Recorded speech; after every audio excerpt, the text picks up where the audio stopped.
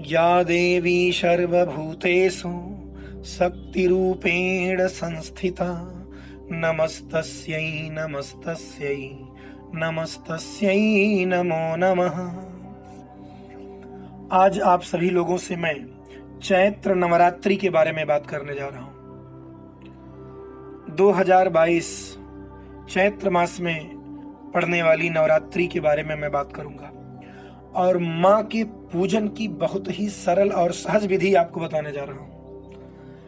मतलब एकदम सरल और एकदम सहज विधि जिसे कोई भी कर सकता है और उस विधि से माँ के पूजन को करके वह माँ की संपूर्ण कृपा प्राप्त कर सकता है।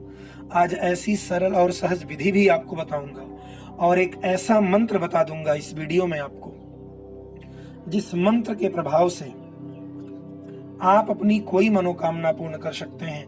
धन धान्य से संबंधित कोई मनोकामना हो, संतान की इच्छा से जुड़ी मनोकामना है, व्यापार धंधे में उन्नति को लेकर के है, या नौकरी प्राप्त करना चाहते हैं, किसी परीक्षा में उत्तीर्ण होना चाहते हैं, इन सारी मनोकामनाओं को एक ऐसा मंत्र मैं बताऊंगा जो पूर्ण करेगा। इसलिए आप वीडियो में अंत तक बने रहिए, स्किप करके ना देखिएगा, थोड़ा सा समय निकालिए। यह मौका बार बार नहीं आता है, इसलिए बड़े ही सरलता और सहजता से आप इसको श्रवण भी कीजिए और इसका लाभ लीजिए।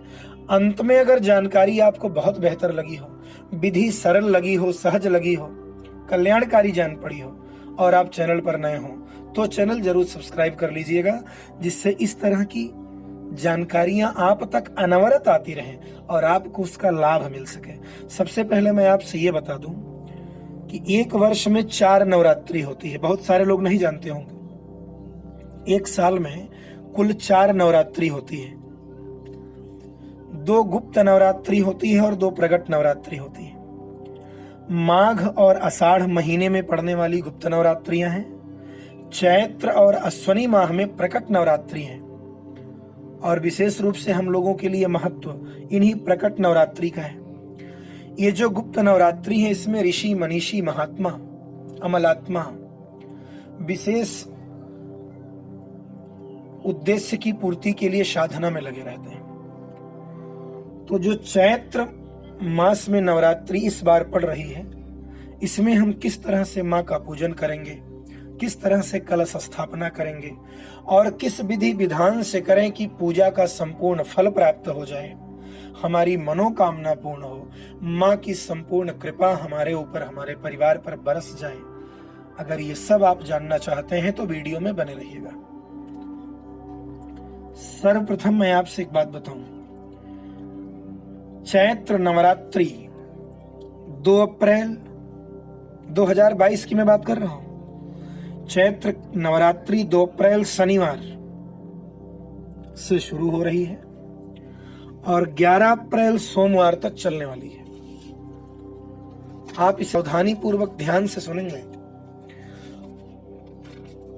नवरात्रि जो वासंतीय नवरात्र है, ये 2 अप्रैल दिन शनिवार से शुरू होकर संपूर्ण रूप से 11 अप्रैल सोमवार तक है।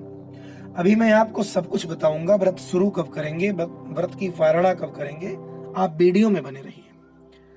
प्रतिपदा तिथि का प्रारंभ 1 अप्रैल 11:53 से है।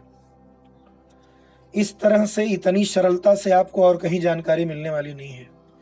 आप जो कोई हो सावधानी से सुन लीजिए, आपको किसी से पूछने की जरूरत नहीं पड़ेगी। प्रतिपदा तिथि, जिसको गांव में लोग परुआ भी कहते हैं, 1 अप्रैल को 11:53 से है और प्रतिपदा तिथि की समाप्ति 2 अप्रैल 11:58 पर है। कलश स्थापना का जो सबसे शुभ मुहूर्त है वो 2 अप्रैल 6:10 से सुबह में 8:29 तक है और घट स्थापना का अभिजीत मुहूर्त और ही पुण्यशाली मुहूर्त उसी 2 अप्रैल को 12 बजे से दिन में मध्याह्न के समय 12 बजे से 12:50 तक है। तो अगर आप सुबह में 2 अप्रैल को ही कलश स्थापना करनी है, अगर 2 अप्रैल को किसी कारणवश 6:10 से 8:29 के बीच में आप कलश स्थापना नहीं कर पाते हैं, तो उसी 2 अप्रैल को आप 12 बजे से 12:50 के बीच में यह कार्य संपन्न कर सकते हैं। एक सबसे अच्छी जानकारी आपको मिली।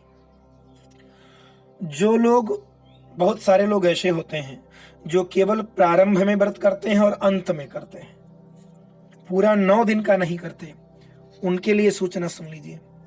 वो लोग अपना व्रत शनिवार 2 अप्रैल को रखेंगे। शनिवार 2 अप्रैल को अपना व्रत आरंभ कर लें। वो प्रेम से मां को प्रणाम करके अगले दिन जिस तरह से उन्हें पारणा करना हो पारणा कर सकते हैं, लेकिन उनको शनिवार 2 अप्रैल को ही व्रत करना है। अगले दिन उन्हें अगर पारणा करना होगा इतवार के दिन, तो एक चीज दिमाग में रखेंगे, वो पारणा वो करेंगे 12:15 के बाद, और फिर अंतिम दिन जब उन्हें व्रत करना हो, अंतिम दिन का व्रत, तब वो फिर शनिवार को ही करेंगे। महाअष्टमी के दिन, महागौरी की पूजा है उस दिन, शनिवार 2 तारीख को व्रत आरंभ करेंगे। जिनको केवल प्रारंभ में और अंत में रखना है, शनिवार 2 तारीख को व्रत प्रारंभ करेंगे। फिर इतवार को 12:15 के बाद वो व्रत का पारणा कर सकते हैं, और अंत में जब व्रत रहना है तो फिर शनिवार को 9 तारीख हो, शनिवार 9 तारीख को फिर वो व्रत करेंगे, और रविवार 10 तारीख को चाहे तो 11:20 के बाद पारणा कर सकते हैं। और उस दिन राम नवमी भी है, भगवान राम का जन्मोत्सव है। अगर उसका भी पूर्ण लाभ पाना चाहते हो तो फिर सोमवार को पारणा कीजिए, अन्यथा कर सकते हैं, कोई दिक्कत नहीं। वैसे अगर आप इतवार को 12:15 के बाद पारणा करें तो रामनवमी का भी पुण्य आपको मिल जाएगा और नवरात्रि का भी मिल जाएगा, क्योंकि 12:15 के बाद 10वीं तिथि प्रारंभ हो जा रही है। तो आप पारणा कर सकते हैं बड़े प्रेम से। और अगर आपका मन करता है कि जब आधा दिन बीत ही चुका है तो फिर आप सोमवार को करें। वैसे इतवार को 10 तारीख को 12:15 के बाद पारणा करने का समय है, आप कर सकते हैं। अब आते हैं पूजन पर, जो सबसे महत्वपूर्ण बात है। आप वीडियो में बने रहेंगे अगर संपूर्ण लाभ पाना चाहते हैं।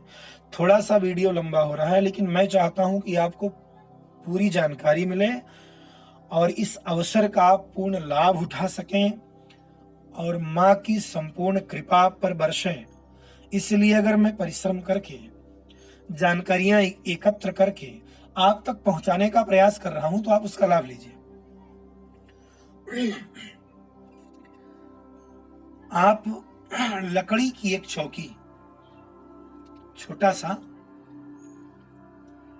बहुत बड़े की आवश्यकता नहीं है, लकड़ी की एक चौकी घर में रखिए जहां आपको पूजा करना हो, पूर्व दिशा में या उत्तर दिशा में। उसको धुल करके स्वच्छ कर लें और उस पर एक लाल रंग का आसन लगाएं और उसी पर मां की मूर्ति आप स्थापित करेंगे। अगर मूर्ति नहीं है तो आप मां का चित्र लगा सकते हैं, लेकिन उसी पर लगाएं। वहां आप अखंड दीप का भी स्थापना कर सकते हैं। अगर आप किन्हीं कारणों से अखंड दीप नहीं जला सकते, अखंड दीप का मतलब जो 9 दिन जलेगा, दिन रात्रि पूरा जलेगा 24 घंटे, अगर आप नहीं जला सकते हैं तो प्रतिदिन सुबह और शाम के समय दिया जरूर जलाएं। वहां श्रद्धा और विश्वास पूर्वक धूप जलाइएगा। मां को लाल पुष्प अर्पित करें और मां की मूर्ति को पंचामृत से स्नान कराइए। यह प्रतिदिन कीजिए। पंचामृत में आता क्या क्या है? गाय का घी, गाय का दूध, गाय के दूध की दही, शहद और शक्कर। पुनः सुन लीजिए, दूध, घी, दही, शहद और शक्कर, इन्हें मिलाकर पंचामृत बनाया जाता है। इससे मां को स्नान कराएं, उनके शरीर पर लेपन करें और इसके बाद शुद्ध जल से, स्वच्छ जल से स्नान करा दें। अगर मूर्ति नहीं है तो इसी पंचामृत के छींटे मार दीजिए मां के चित्र पर और फिर शुद्ध जल का छींटा मारकर स्वच्छ वस्त्र से उसको साफ कर दीजिए, सुखा दीजिए। ये प्रतिदिन कीजिए। अगर आप स्नान कराए हैं मां को तो कुछ जल एकत्रित होगा। मूर्ति के नीचे कोई पात्र रख लें, उसी पात्र में मूर्ति रख करके पंचामृत से स्नान कराएं, फिर शुद्ध जल से। और ये जो पंचामृत और स्नान कराने वाला जल पात्र में एकत्रित हुआ है, इसको किसी ऐसे जगह पर डाल दें, घर के छत के किसी ऐसे कोने पर जहां किसी का पैर ना पड़ता हो। और इससे घर में नकारात्मक ऊर्जा का भी वास नहीं होगा, न प्रवेश होगा कभी। प्रतिदिन मां के सामने, मां के प्रति ये प्रतिदिन आप करिए 9 दिन। और जिन्हें 9 दिन का व्रत करना है पूरा, वो शनि 2 अप्रैल से व्रत आरंभ करें और रविवार 10 तारीख को वो 12:15 के बाद पारणा कर लें। अगर नवमी में पारणा करना चाहते हैं तो 11:20 के बाद ही कर सकते हैं। और मैं इसलिए कह रहा था कि आप 12:15 के बाद करिए, तो राम नवमी का भी संपूर्ण फल आपको प्राप्त हो जाएगा और तब आपका 9 दिन पूर्ण भी होगा। बाकी आपकी जैसी श्रद्धा है। अब मैं आपको मंत्र बता रहा हूं। अकेला एक यह मंत्र सारी बाधाओं से आपको मुक्त करेगा, धन धान्य से आपका भंडार भरेगा, संतान की प्राप्ति कराएगा और भविष्य आपका कल्याणकारी हो जाएगा। ऐसा मंत्र बताने चल रहा हूं। आप मंत्र सुन लीजिए। मंत्र स्क्रीन पे मिलेगा भी, कुछ और जानकारियां भी स्क्रीन पे आपको मिल सकती हैं, उसको आप गौर से देख लेंगे। जो आवश्यक लगेगा उसको आप वहीं नोट कर सकते हैं, या वीडियो को कई बार रिपीट करके सुनिएगा, देखिएगा, समझ में आ जाएगा। कुछ और जानकारी आप लेना चाहते हो तो आप उसके लिए कमेंट बॉक्स में लिख सकते हैं। और अब मंत्र पर थोड़ा सा ध्यान दीजिएगा। यह मंत्र प्रतिदिन बोलिए और अगर संभव हो, समय हो तो 21 बार रोज बोलिए। बड़ी कृपा मिल जाएगी आपको, मतलब धन धान्य से भंडार भी भरेगा। यहां तक कि जिन दंपत्ति को संतान का अभाव है, उनके संतान प्राप्ति की इच्छा पूरी हो जाएगी। वो और गौर से इसका लाभ लें। हर तरह का सुख देने वाला ये मंत्र है, मां की कृपा दिलाने वाला है। और मंत्र सुनिए। सर्वा बाधा विनिर्मुक्तो धन धान्य शुतान्वितः मनुष्यो मत प्रसादेन भविष्यति न संशयः। मां स्वयं कह रही हैं कि मेरे प्रसाद से, अर्थात मेरी कृपा से मनुष्य को ये सारी चीजें मिलेंगी ही, इसमें कोई संशय नहीं है।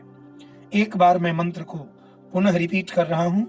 सर्वा बाधा विनिर्मुक्तो धन धान्य सुतान्वितः मनुष्यो मत प्रसादेन भविष्यति न संशयः। परम कल्याणकारी उपाय जितने सरल और सहज ढंग से मुझे आ रहा था, मैंने आपके सामने रखा। अब अगर इस तरह की और जानकारियां और उपाय इतने ही सरल और सहज ढंग से पाना चाहते हैं तो आप चैनल को सब्सक्राइब कर लीजिए, बेल वाले निशान को दबा लीजिए। और अगर ये जानकारी आपको काम लायक नहीं लगती है तो चैनल को सब्सक्राइब करने की कोई आवश्यकता नहीं है।